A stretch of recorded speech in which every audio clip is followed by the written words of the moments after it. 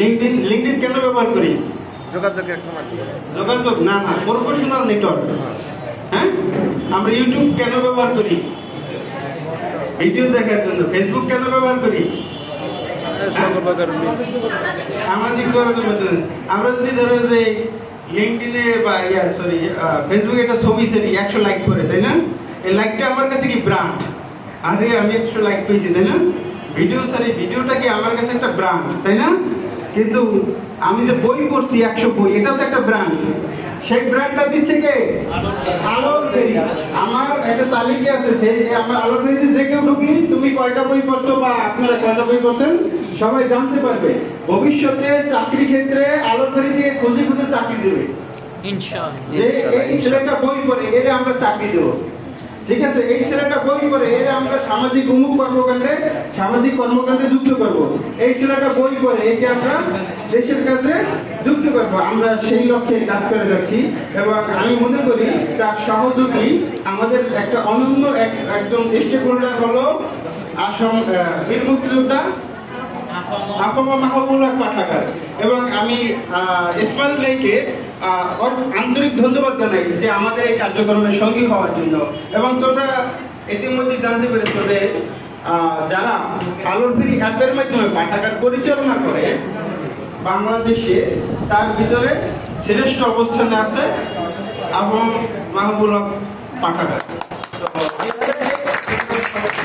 এবং এটা কিন্তু এই কৃতিত্বটা আমি যতটা না ইসমাইল ভাইকে দেবো তার থেকে বেশি তোমাদেরকে দেবো। কেন?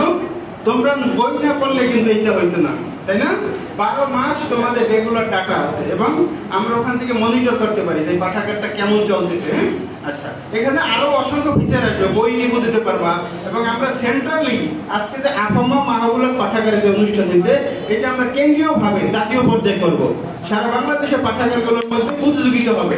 সেখানে তোমাদের মেধাটা ডে বাই ডে ডেভেলপ হবে। জানো বর্তমানে কোন ইকোনমির মূল্য বেশি বলতে পারো?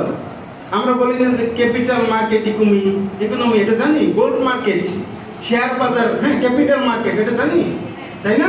আর একটা ইকোনমি আছে কি, সেটা জানো? ক্রিয়েটিভ ইকোনমি, সৃজনশীল ইকোনমি। তো সৃজনশীল ইকোনমি থাকলে কি হয় বলতে পারো? তোমার অল্প পরিশ্রমে বেশি টাকা ইনকাম করা যায়, আউট অফ দ্য বাউন্ডারিতে গিয়ে টাকা ইনকাম করা যায়। যেমন এখন তোমরা কিন্তু জানো কিন্তু রিলেট করতে পারো না। ইউটিউবার, সেই ইউটিউবিং করে তার সংসার চালায়, আছে না? ফেসবুকিং করে তার সংসার চালায়, তাই না? ব্লগার হচ্ছে, এইটা হচ্ছে, ওইটা হচ্ছে, ডেইলি ব্লগার, কাপড় ব্লগার, অভাব আছে নাই? এগুলো সব কি? সব হলো সৃজনশীল ইকোনমি, ক্রিয়েটিভ ইকোনমি। এবং ক্রিয়েটিভ ইকোনমির সবচেয়ে গুরুত্বপূর্ণ জিনিস হলো কি জানো? বই পড়া ছাড়া তোমার মেধার পর্যাপ্ত বিকাশ ঘটবে না। আর পর্যাপ্ত বিকাশ না ঘটলে তোমার ভিতর থেকে কথা আসবে না, কথা বের হবে না, হাত কাঁপবে, পা কাঁপবে, সব কাঁপবে। ঠিক আছে? তো যাই হোক, আমি অনেক বড় বক্তৃতা দিচ্ছি, দিয়ে ফেলেছি মনে হয় ইতিমধ্যে। আমি সংক্ষেপে জাস্ট কয়েকটা কথা বলবো। বই পড়ে কিন্তু সামাজিক প্রতিবন্ধকতা আছে, পারিবারিক প্রতিবন্ধকতা আছে, শিক্ষকের প্রতিবন্ধকতা আছে।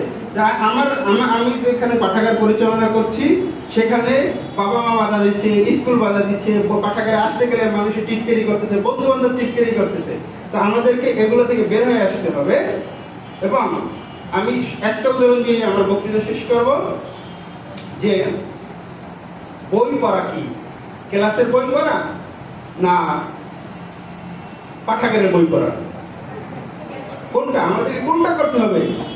স্কুল কলেজ বিশ্ববিদ্যালয়ে তোমাকে কর্মমুখী শিক্ষা দেয়। কর্মমুখী মানে তুমি চাকরি পাবা, কিন্তু পাঠাগার তোমাকে মানুষ হওয়ার শিক্ষা দেয়। ঠিক আছে? পৃথিবীতে যত বড় বড় মানুষ রয়েছে যারা পাঠাগার কর্মচারী হতে পারে নাই, সেটা বলতে পারো তুমি স্টিভ জবস, বিল গেটস বা পৃথিবীর যে কোনো শ্রেষ্ঠ ব্যক্তির কথাই ধরো, তাদের জীবনী বললেই বাবা সে পাঠাগারে যেত। পাঠাগারে যাওয়ার দরকার। তুমি যদি শুধুমাত্র জীবনে একজন অনন্য মানুষ হইতে চাও তাহলে পাঠাগারে যাও। ঠিক আছে? আমি জাস্ট একটা উদাহরণ দিই যে বই পড়া তোমার হলো কি একটা মস্তিষ্কের চাষ। মস্তিষ্ক কি করে? উর্বরতা করে। কিভাবে উর্বরতা করে? তুমি ধরো একটা অনাবাদি জমি ফেলে রেখে দিছো, ওইখানে যত ফসল ফলো কাজ হবে? কোন ফল ফসল ঘটবে?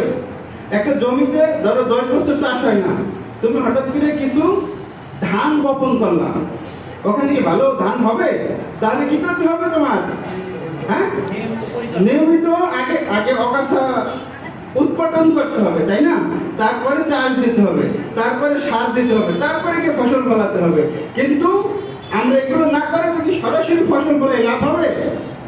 অনেক বাবা মা এইটা বোঝে না। তুমি স্কুলে যাচ্ছ আর অভিযোগ করছে আমার ছেলেটা একটুও বই ধরে না। বই ধরবে কি? ওর তো বই পড়ার অভ্যাসই তৈরি হয় নাই। কথা বোঝাচ্ছে? বই ধরবে কি? ওর বই পড়ার অভ্যাসই নাই।